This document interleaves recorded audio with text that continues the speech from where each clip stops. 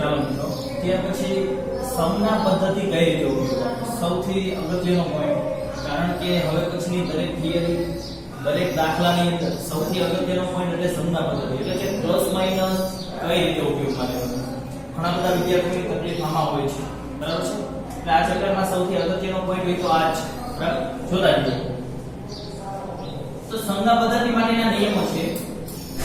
સૌપ્રથમ નિયમ છે બધા જ અંતરો ધ્રુવ p ની સાપેક્ષે માપવામાં આવે છે. જોતા જઈએ આપણે. હું વાત કરીશ અંતર્ગોળ અરીસા માટે. બહિર્ગોળ અરીસા માટે સાચું છે એવું આપણે સ્વીકારી જ લઈશું, બરાબર છે. ચાલો, આ અંતર્ગોળ અરીસો છે, બરાબર. અંદરની સપાટી પરાવર્તક, આ ધ્રુવ p, આ અરીસો જે ગોળામાંથી બનાવવામાં આવ્યો છે એ ગોળાનું કેન્દ્ર એટલે વક્રતા કેન્દ્ર C અને P માંથી પસાર થતી હોય એવી કાલ્પનિક અક્ષ એટલે મુખ્ય અક્ષ, અહીંયા આપણે મુખ્ય કેન્દ્ર F આવેલું હોય છે. ચાલો, દાખલા તરીકે હું વસ્તુને અત્યારે અહીંયા મૂકું છું. બધી વસ્તુ તમને સમજાય એટલા માટે, બરાબર છે. વસ્તુ AB ના માપી દે, ખાસ વાત. હવે બધા જ અંતરો ધ્રુવ P થી માપવાના હોય, ધ્રુવ P ની સાપેક્ષે માપવાના હોય. મતલબ જો આપણે વાત કરીએ આ વસ્તુ છે, વસ્તુનું અંતર ક્યાંથી તો કે અરીસાથી. હવે આપણે આની અંદર વસ્તુ અંતર આવશે, પ્રતિબિંબ અંતર આવશે, કેન્દ્ર લંબાઈ, વક્રતા ત્રિજ્યા, દરેક અંતર બધા જ અંતરો P થી માપવામાં આવે. દાખલા તરીકે હું એમ કહું વસ્તુ અંતર કોને કહેવાય તો કે વસ્તુનું અરીસાથી અંતર. અરીસો બોલો એટલે તમારે ધ્રુવ P જ સમજવાનું મિત્રો. એટલે કે અહીંયાથી આ વસ્તુ છે, વસ્તુનું અરીસાથી અંતર એટલે અહીંયા સુધી, જેને આપણે હંમેશા u વડે દર્શાવશું. સમજાયું? વસ્તુ P થી માપેલું છે. ચાલો, એવી રીતે વક્રતા ત્રિજ્યા, બરાબર છે. વક્રતા ત્રિજ્યા એટલે આપણે કહેતા હતા આ ગોળાનું કેન્દ્ર હોય એ કેન્દ્રથી અરીસાની સપાટી સુધીનું અંતર એટલે વક્રતા ત્રિજ્યા. એટલે અહીંયાથી જો ફરીથી ધ્રુવ P સુધીનું અંતર વક્રતા ત્રિજ્યા. ચાલો, મારે આનું પ્રતિબિંબ જોઈશું. હવે તમને ખબર હોવી જોઈએ, મેં તમને કીધું અનંત અંતરે હોય તો F ઉપર રચાય, C થી દૂર એટલે C અને F ની વચ્ચે જ આનું પ્રતિબિંબ રચાશે, બરાબર છે. એટલે હું કિરણો દોરતો નથી અત્યારે, સમજાઈ ગયું મિત્રો? આના કરતા નાનું આ બાજુ હોય, બધાય નાના જ હોય. પ્રતિબિંબ હોય કે વસ્તુ આ તરફ હોય, પ્રતિબિંબ હોય કે વસ્તુ એ મોટી હોય, બરાબર. આ સમજાણું? ચાલો, તો પ્રતિબિંબ છે, પ્રતિબિંબનું આ A' અને B', પ્રતિબિંબનું અરીસાથી અંતર એટલે અહીંયાથી પ્રતિબિંબ અંતરને આપણે હંમેશા V વડે દર્શાવશું. ધ્રુવ P થી બધા જ અંતરો P થી માપવામાં આવે. પ્રતિબિંબ અંતરને આપણે V વડે દર્શાવશું, વસ્તુ અંતરને U વડે, બરાબર છે. એવી જ રીતે મુખ્ય કેન્દ્રથી P સુધીનું અંતર એટલે કેન્દ્ર લંબાઈ F. સમજાય કે બધા જ P થી જ અંતર હોય. સમજાવવા મિત્રો, એટલે બધા જ અંતરો ધ્રુવ P ની સાપેક્ષે ગણવામાં આવે, માપવામાં આવે. આ પ્રથમ નિયમ છે. ત્યાર પછીનો બીજો નિયમ આપણે જોઈ સંજ્ઞા પદ્ધતિમાં કઈ રીતે ઉપયોગમાં લેવાનો હોય તો ખાસ આપાત કિરણની દિશાના અંતરો પ્લસ લેવા. તો હવે સમજાઈ જાવ જોઈએ, આપાત કિરણની વિરુદ્ધ દિશાના જે અંતરો હોય એને ઋણ લેવાનું. આ બાબત સમજી લે. આપાત કિરણની દિશા કઈ છે એ મહત્વનું છે. ચાલો, અહીંયા વસ્તુ રાખેલી છે તો કિરણો તો બધી દિશામાં નીકળતા હોય. આપણે કયા કિરણો ધ્યાનમાં લેવાના હોય? અરીસા ઉપર આપાત થતા હોય. તો આમાંથી આપણે 4 કિરણોની પસંદગી કરી શકીએ.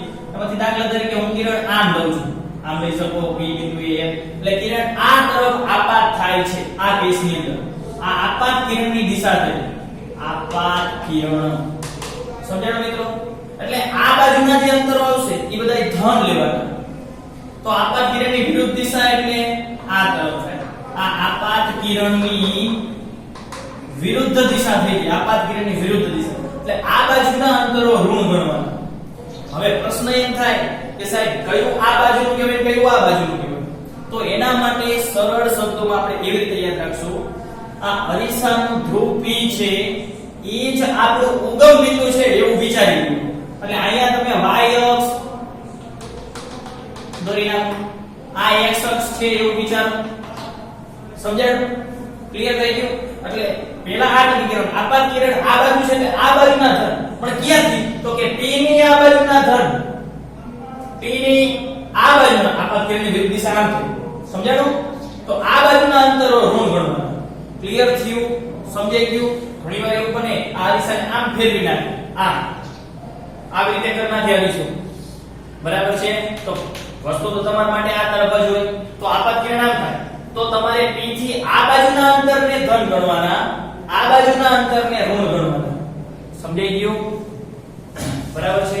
અને એના કરતા સરળ શબ્દોમાં યાદ રાખવું હોય તો મોટા ભાગના કેસની અંદર, જો હું એમ નથી કહેતો બધા જ કેસની અંદર, મોટા ભાગના કેસની અંદર એવી રીતે યાદ રાખીશું કે આ p બિંદુ ઉગમ બિંદુ લઈ લો. તો ઉગમ બિંદુથી તમે આ તરફ જાઓ એમ સંખ્યા કેટલી આવે? ધન. તો આ બાજુના અંતરો ધન લેવાના. p બિંદુથી આમ જાઓ, આમ, અને p એટલે ઉગમ બિંદુ, ઉગમ બિંદુથી આમ જાઓ તો બધા અંતર ઋણ આવે, તો આ બાજુના અંતર ઋણ લેવાના. સમજાયું? તો હવે મને આ જ કેસની અંદર કયો કે કયા અંતરો ધન આવે ઋણ આવે? ચાલો, વસ્તુ અંતર p થી આ તરફ છે, આ તરફ, તો વસ્તુ અંતરને માઈનસ લેવાનું થાય. સમજાયું મિત્રો? Minus u. આ બાજુ છે p ની આ તરફ છે, તો આ કેવા લેવાના આવશે? માઈનસ આ. પ્રતિબિંબ અંતર આ તરફ છે, પ્રતિબિંબ અંતર એ પણ માઈનસ લેવાનું થાય. સમજાય છે? આપાત કિરણ આમ જાય છે, તો p ની આ બાજુના ધન, આ બાજુના ઋણ, એ પણ માઈનસ આ તરફ છે. સમજાઈ ગયું? હું અંતરો બોલ્યો છું. બરાબર છે? ત્યાર પછીનો નિયમ જોઈએ આપણે. ઉપર તરફની ઊંચાઈ, ઉપરની જે ઊંચાઈ હોય, ઉપરની ઊંચાઈ એ બધી ધન લેવાની, અને નીચેની જે ઊંચાઈ હોય, નીચેની ઊંચાઈ એ બધી માઈનસ લેવાની. ચાલો, વસ્તુની ઊંચાઈને આપણે h વડે હંમેશા દર્શાવશું. વસ્તુની ઊંચાઈને આપણે h વડે દર્શાવશું અને પ્રતિબિંબની ઊંચાઈને આપણે h ડેશ કહીશું. હવે હું ઊંચાઈ શબ્દ બોલું છું, અંતર નથી બોલું. ઊંચાઈ કોને કહેવાય? તો કે ઉગમ બિંદુથી ઉપર તરફ કે નીચે તરફ. બરાબર છે? હું જ્યારે પણ ઊંચાઈની વાત કરું ત્યારે ઉગમ બિંદુથી ઉપર તરફ કે નીચે તરફ, બે જ વસ્તુમાં તમારે ધ્યાન આપવું. જ્યારે હું અંતર બોલું, અંતર, તો અંતર કઈ તરફ કહેવાય? તો કે p થી જમણી બાજુ અથવા p થી ડાબી બાજુ. સમજાણો વાત? ક્લિયર છે? હવે સમજો, હું ઊંચાઈની વાત કરું છું. ઉપરની ઊંચાઈ ધન લેવાની, નીચેની ઊંચાઈ ઋણ. હવે સમજો, આમાં આપાત કિરણની દિશા કોઈ પણ દિશા હોય, આ હોય તોય ભલે, આપાત કિરણ આ દિશામાં હોય તોય ભલે, ઊંચાઈને કોઈ સાથે લેવા દેવા નથી. ઊંચાઈ માટે આટલું ધ્યાન રાખવાનું, ઉપર ઊંચાઈ હોય ધન લેવાની, નીચે ઊંચાઈ હોય ઋણ લેવાની. પછી એ નથી જોવાનું કે ઊંચાઈ રહી સાહેબ, આ ઊંચાઈ તો આ બાજુ છે, ઊંચાઈ આમ કે આમ નથી જોવાનું. ઊંચાઈ કેને કહેવાય? કા ઉપર હોય કા નીચે હોય. સમજાણો વાત? એટલે ઊંચાઈ રહી, ઊંચાઈ શબ્દ બોલ્યો છું હું, વસ્તુની ઊંચાઈ, તો આ કેસમાં ઉપર તરફ છે, પ્લસ લેવાની થાય. પ્રતિબિંબની ઊંચાઈ બોલું છું, ઊંચાઈ નીચે તરફ છે, માઈનસ લેવાના થાય. સમજાય છે? ક્લિયર થઈ ગયું? પણ બરાબર સમજો, હું એમ બોલું વસ્તુ અંતર, વસ્તુ અંતર કોને કહેવાય? અંતર હોય તો તમારે ખાલી આટલું ચેક કરવાનું, આ તરફ કે આ તરફ, બીજું વિચારવાનું નથી. સમજાણો વાત? ચાલો વિચાર તો, વસ્તુ અંતર આ તરફ થાય માઈનસ, પ્રતિબિંબ અંતર આ તરફ થાય માઈનસ. તો આ હતા સંજ્ઞા પદ્ધતિ માટેના નિયમ. એવી જ રીતે હવે હું બહિર્ગોળ અરીસો દોરું તો પણ તમને આવડવું જોઈએ. બરાબર છે? ચાલો બહિર્ગોળ અરીસો, આ ધ્રુવ p, આનું વક્રતા કેન્દ્ર આ તરફ હશે, c અને b માંથી પસાર થતી હોય એવી કાલ્પનિક રેખા, મુખ્ય અક્ષ f અહીંયા વચ્ચે હશે. બરાબર છે? ચાલો, વસ્તુને આપણે મધ્ય p થી થોડે દૂર રાખું છું વસ્તુ, એટલે દેખાય એટલા માટે. આનો અંતરે પણ રાખી શકીએ. ચાલો, તો આનું પ્રતિબિંબ ક્યાં મળે છે? ચાલો મેળવવું હોય તો આને આપણે સમાંતર કિરણાપાત કર્યું તો આપણને ખબર છે f માંથી પસાર થશે. બરાબર છે? એટલે આ દિશામાં પરાવર્તન થાય. બીજું કિરણ હું અહીંયા લઉં છું, જેટલા ખૂણે આપાત એટલા જ ખૂણે રિટર્ન.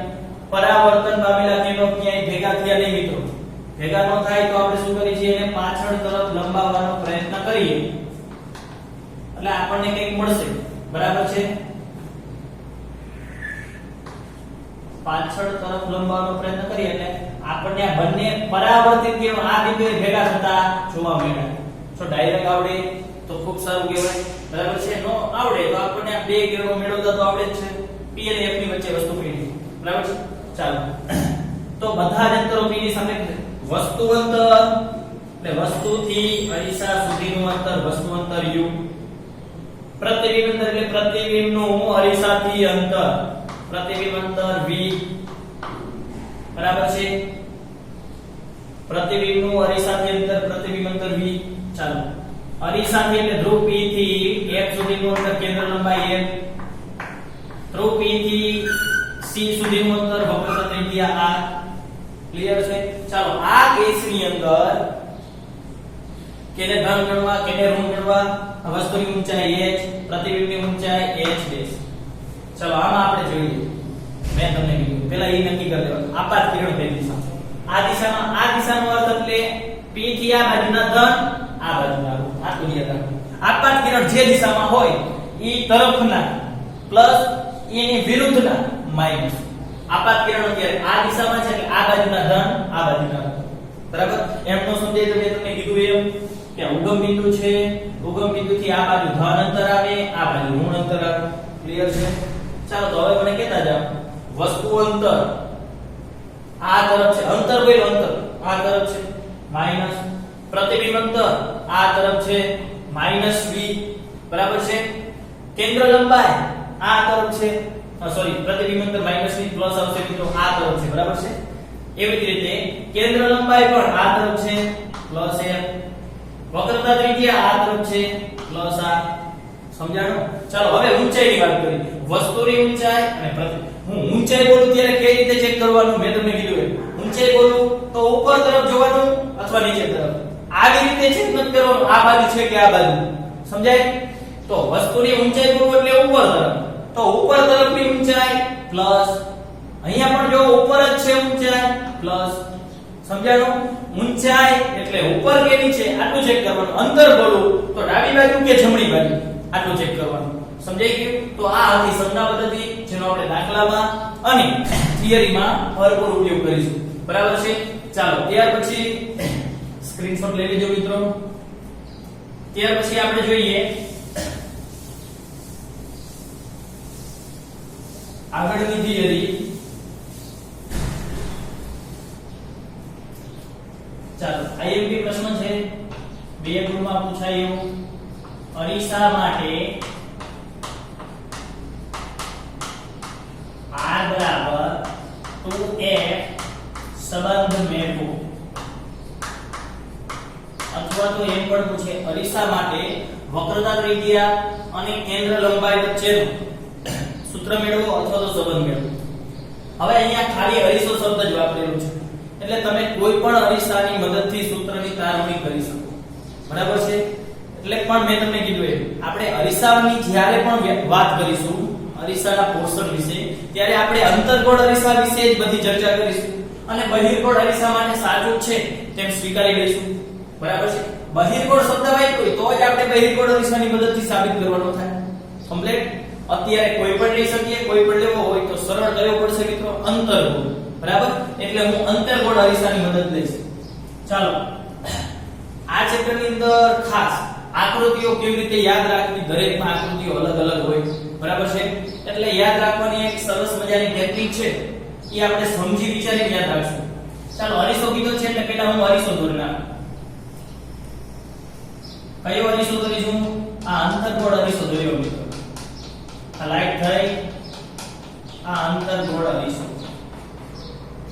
અંતર્ગોળ અરીસાનો સપાટીનો મધ્યબિંદુ ધ્રુવ P. આ આવી રીતે એક ગોળામાંથી બનાવી હોઈ શકે. ગોળાનું કેન્દ્ર અહીંયા ક્યાંક આવશે. વક્રતા કેન્દ્ર C. C અને P માંથી પસાર થતી હોય એવી કાલ્પનિક અક્ષ એટલે આપણે એને મુખ્ય અક્ષ કહીએ છીએ, બરાબર. અને અહીંયા ક્યાંક F બિંદુ હોય છે એ આપણને ખબર છે. મુખ્ય કેન્દ્ર C અને P ની વચ્ચે જ હોય, બરાબર. કેમ વચ્ચે હોય એ હવે આના ઉપરથી આપણે સાબિત કરીશું. હવે જો અરીસો કીધો તો એટલે મેં અરીસો દોર નાખ્યો ને આટલું તો આપણે દરેક આકૃતિમાં દોરવાનું થશે. હવે કઈ રીતે કિરણો લેવાના સમજો. આપણે R અને F આ બે જ વસ્તુને આકૃતિમાં દર્શાવવાની છે. તમારે જેનો સંબંધ મેળવવાનો હોય આ ચિત્રની અંદર એ સંબંધમાં જેટલા પદ આવતા હોય એટલા દરેક પદને તમારે આકૃતિમાં દર્શાવવાના થાય. સમજાય મિત્રો? ફરીથી સૂત્ર આપણને અત્યારે તો કીધું છે કે આ મેળવો, આ સાબિત થઈ જશે પછી આપણે તો યાદ રાખવાનું છે. એટલે યાદ રહી જશે કે r બરાબર 2f સંબંધ મેળવવાનો હોય તો r અને f આ સૂત્રમાં બે જ વસ્તુ આવે r અને f. તો એ બે જ વસ્તુને તમારે આકૃતિમાં દર્શાવવાની થાય. બીજી એક પણ વસ્તુ દર્શાવવાની થાય નહીં. એટલે ટોટલ કેટલી વસ્તુ હોય આપણી આગળ? વસ્તુ અંતર હોય, પ્રતિબિંબ અંતર હોય, વસ્તુ ઊંચાઈ હોય, પ્રતિબિંબ ઊંચાઈ હોય. બરાબર છે? ઘણી બધી વસ્તુ છે. r હોય, f હોય. આપણે આ બે જ સંબંધ આવે છે કે આ બે જ વસ્તુને આકૃતિમાં દર્શાવવાની. સમજાણું? ક્લિયર? બીજી બાબત, ચાલો પેલા આ બંનેને દર્શાવી દઈએ. એટલે અહીંયાથી c થી p સુધીનું અંતર એટલે r કહેવાય. f થી p સુધીનું અંતર સ્મોલ f કહેવાય. કમ્પ્લીટ? બીજી બાબત, હવે આની અંદર કિરણોની આકૃતિ કેવી રીતે લેવાની? બરાબર સમજો, કિરણોની આકૃતિ કેવી રીતે લેવી? તો એના માટે જ્યારે પણ r આવતો હોય ને r, ત્યારે તમારે કોઈ એવું કિરણ તો લેવાનું જ નહીં થાય કે જે r માંથી પસાર થતું હોય. કારણ કે આપણે એવા કિરણો પસંદ કરવાના, એવી રીતે કિરણો લેવાના જેથી કરી r આવે એવો ત્રિકોણ બનવો જોઈએ અને f આવે એવો ત્રિકોણ બનવો જોઈએ. જે સૂત્રમાં જેટલી વસ્તુ હોય એવા ત્રિકોણ બનાવવાના છે આ ચિત્રની અંદર આપણે. તો સમજો r હોય એવો ત્રિકોણ બનાવવો હોય તો મારે આવી રીતે ત્રિકોણ બને. સમજાય છે? આ ત્રિકોણ બનશે આવી રીતે. તો r આવતો હશે એવો ત્રિકોણ પસંદ કરવા માટે થઈ અને કોઈ પણ બિંદુએ તમે લંબ દોરો એટલે ત્રિકોણ થઈ જ જશે. સમજાય છે?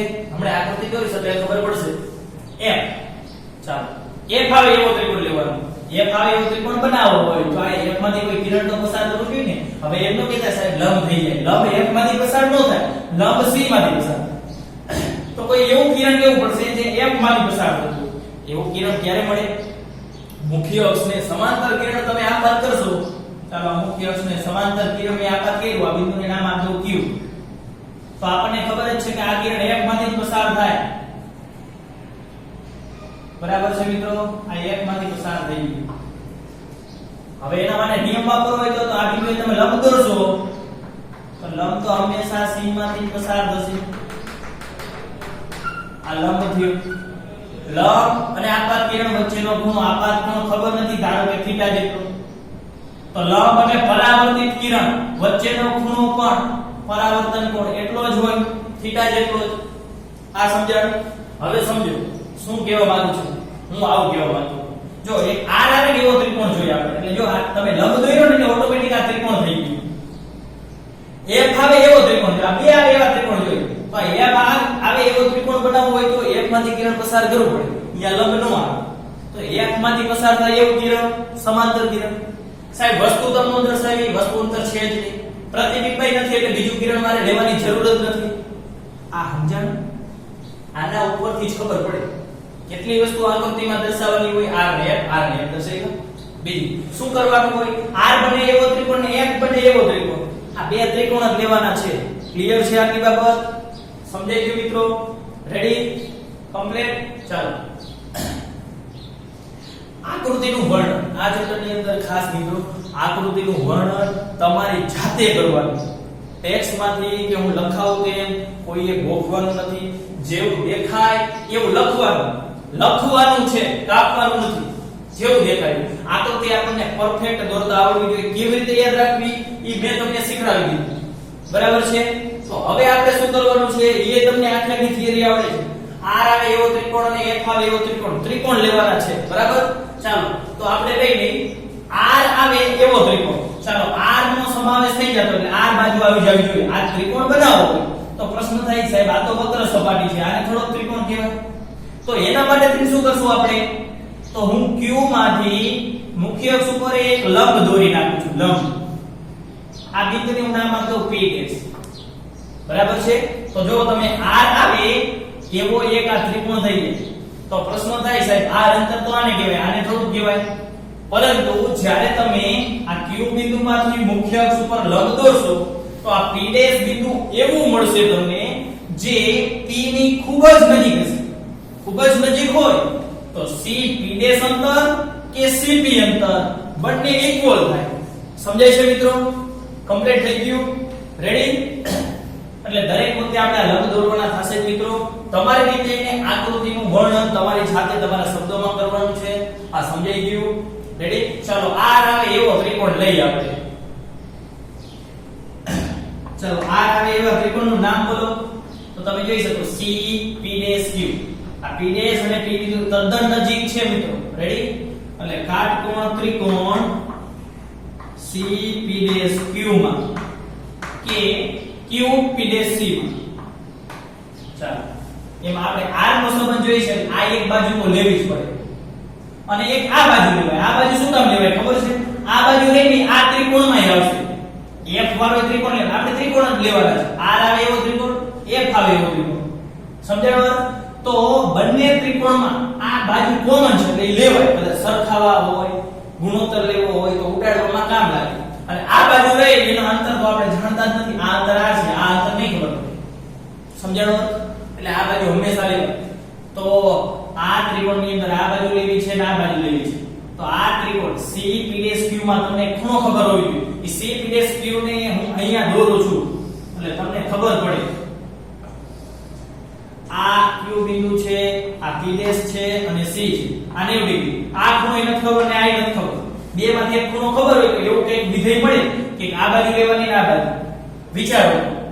તમારે આ ખૂણો જો મળી જાય આ ખૂણો તો કામ થઈ જાય. આ ખૂણો મળે? હા જો તો આ કયો બનશે ભાઈ? Z બન્યો. Z એટલે યુગ્મ કોણ.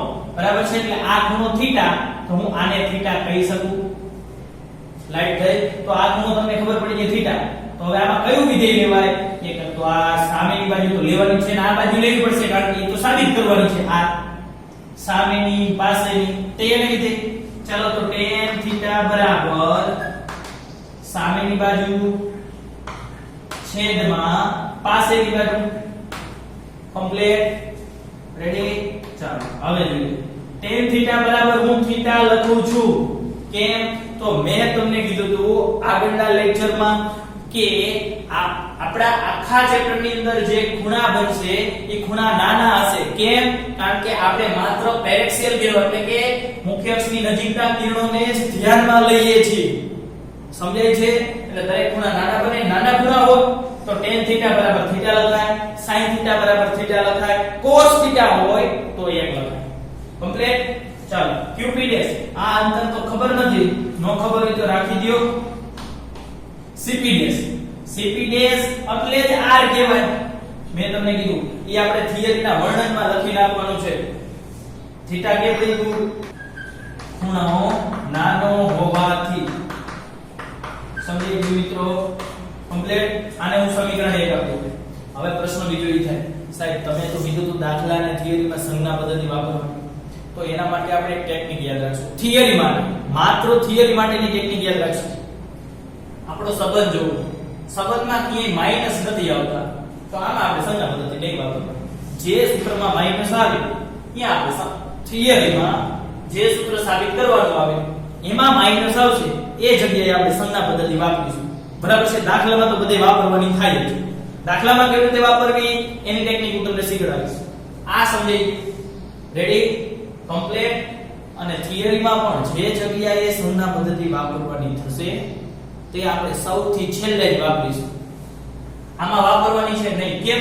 કે r બરાબર 2 આમાં ક્યાંય માઈનસ આવ્યા નહીં. જે સૂત્ર સાબિત કરવાનું છે એમાં ક્યાંય માઈનસ નથી તો નથી વાપરવાનું. કમ્પ્લીટ? આ કયો ત્રિકોણ લીધો? R આવે એવો ત્રિકોણની વાત કરી એના ઉપરથી એક સમીકરણ મળ્યું. તો હવે આપણે F આવે એવો ત્રિકોણ લઈએ તો જ આ બંનેનો કંઈક સંબંધ મળશે. રેડી? ચાલો F આવે એવા ત્રિકોણની વાત કરી તો F આવે એવો ત્રિકોણ કયો થઈ જશે મિત્રો? કાટકોણ ત્રિકોણ FP'Q માં. ચાલો હવે આમાં આ બાજુ તો લઈશું જ આપણે. બે માં કોમન છે અને આ બાજુ FP' બરાબર જ FP થાય કારણ કે આ બંને ખૂબ જ નજીક છે એટલે F જ કહેવાય. F તો લેવા જ જોઈએ એ તો સાબિત કરવાના છે. ઈ ત્રિકોણને હું અહીંયા સાઈડમાં દોરું છું. થિયરીમાં આપણે દોરવાની જરૂર નથી એની. આ તો તમને સમજાવવા માટે દોરું છું. F P dash Q. Ready? આ ખૂણો જો આ અથવા આ ખૂણો મળી જાય તમને તો આ બાજુ અને આ બાજુ ને લગતું એક વિધેય તમે લઈ શકો. જો તો મળશે. આ ખૂણો મળી જશે. જો તો આ z બને છે. દેખાય છે? આ z બને છે. આ આખો જે ખૂણો રહ્યો એટલો જ આ ખૂણો થાય 2 theta. Theta plus theta 2 theta યુગ્મ કોણ. સમજાણો? એટલે આ ખૂણો 2 થીટા બન્યો. ચાલો તો આ ખૂણો મળી ગયો તો આની સામેની બાજુ અને પાસેની બાજુ, કારણ કે આ બાજુ બેયમાં કોમન છે અને આને તો એક કહેવાય, આ તો લેવા જ પડે. કયું વિધેય? સામેની પાસે tan વિધેય. ચાલો તો tan 2 થીટા બરાબર સામેની બાજુ qp ડેશ છેદમાં પાસેની બાજુ fp ડેશ. સમજાણો? ચાલો ખૂણા ખૂબ નાના જ હોય. મેં તમને કીધું હતું એટલે tan થીટા હોય તો થીટા, tan 2 થીટા છે તો 2 થીટા બરાબર qp ડેશ ની કિંમત નથી ખબર તો એમના આ અંતર આપને નથી ખબર તો fp ડેશ. fp ડેશ કયો કે fp કયો? f જેટલું થાય. કારણ લખશું. શું કામ તમે આના બરાબર આ લખ્યું? તો કે ખૂણા નાના હોવાથી. કમ્પ્લીટ. સમીકરણ નંબર 2. આપણી અગર બે સમીકરણ હોય મિત્રો તો ઘણું બધું થઈ શકે. એકની કિંમત બીજામાં મૂકી શકીએ. બરાબર છે? બંને સમીકરણોમાંથી લોપ કરી શકીએ, ગુણોત્તર લઈ શકીએ. હવે વિચારો આપણે આવું જોઈશું. શું કરી શકાય? જો આ થીટા છે તો એકની કિંમત બીજામાં મૂકો અથવા બંનેનો ગુણોત્તર લ્યો, જે કરવું હોય તે. બરાબર છે? રેડી? હવે ગણિત જ છે ભાઈ. તો હું અહીંયા શું કરું છું? સમીકરણ 1 ની કિંમત 2 માં મૂકી દઉં. ચાલો સમીકરણ 1 ની કિંમત 2 માં મૂકો. ચાલો મૂકી દઈએ તો શું થઈ જશે? આ 2 વત્તા m થીટા. થીટા બરાબર શું હતું? qp ડેશ ના છેદમાં આ થીટાની કિંમત મૂકીને પહેલા સમીકરણ પર, બીજામાં તો જે બરાબર હતું એના qp ડેશ ના છેદમાં f. બંને બાજુ qp ડેશ કેન્સલ તો આવું મળ્યું 2 ના છેદમાં r બરાબર 1/f. તો r એટલા r 2 ગુણ્યા f એટલે r બરાબર 2f. જે અરીસા માટે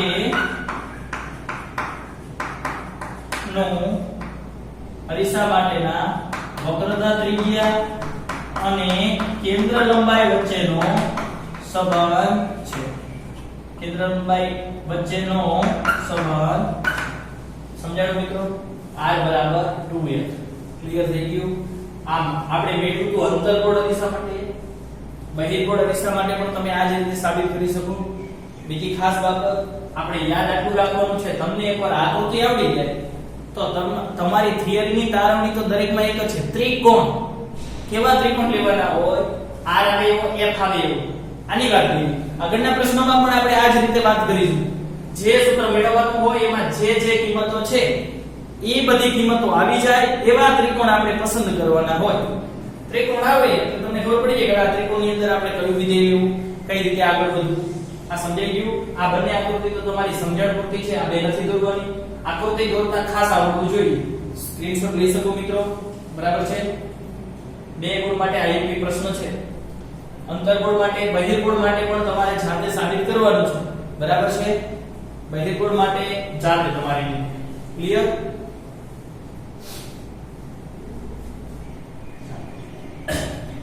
એક ખાસ નોંધ યાદ રાખીશું મિત્રો. સમતલ અરીસો હોય, સમતલ અરીસો. આ સમતલ અરીસા નો થાય. આ અરીસા કયા હતા મિત્રો? ગોળીય, અંતર્ગોળ, બહિર્ગોળ અરીસા. પણ સમતલ અરીસો વિચારો તમે. જો હું આટલો અરીસો લઉં તો આનો વક્રતા કેન્દ્ર ક્યાંક અહીંયા હોય તો ત્રિજ્યા આટલી થાય. આના કરતા થોડો મોટો અરીસો, મોટો એટલે કે મીન્સ કે થોડો ઓછો વક્ર હોય એવો, તો આનું કેન્દ્ર ક્યાં? આનું કેન્દ્ર ક્યાં? અહીંયા ક્યાંક આવશે તો ત્રિજ્યા હજી પણ વધારે થાય. હજી હું ઓછો વક્ર લઉં, લગભગ સીધો લઈ લઉં તો એનું કેન્દ્ર ક્યાં? દૂર આવશે. એટલે કે એની વક્રતા ત્રિજ્યા કેવી થઈ જાય ખૂબ મોટી તમે જેમ જેમ વક્રતા ઓછી કરતા જાવ એમ કેન્દ્રથી તેનું અંતર વધતું જાય સીધું કરી નાખ્યું તો એનું કેન્દ્ર ક્યાંય આવશે દૂર આવશે તો સમતલ અરીસો હોય તો સમતલ અરીસા માટે r ની વેલ્યુ કેવી થઈ જાય ઇન્ફાઇનાઇટ તો f પણ કેવા થાય આ સૂત્ર ઉપરથી r ઇન્ફાઇનાઇટ ભાગ્યા 2 ઇન્ફાઇનાઇટ તો સમતલ અરીસો હોય તો સમતલ અરીસા માટે વક્રતા ત્રિજ્યાની કિંમત અનંત અને કેન્દ્ર લંબાઈ પણ અનંત થાય ખાસ યાદ રાખીશું બરાબર છે કમ્પ્લીટ MCQ માં પૂછાય તો આપણને કામ લાગે બરાબર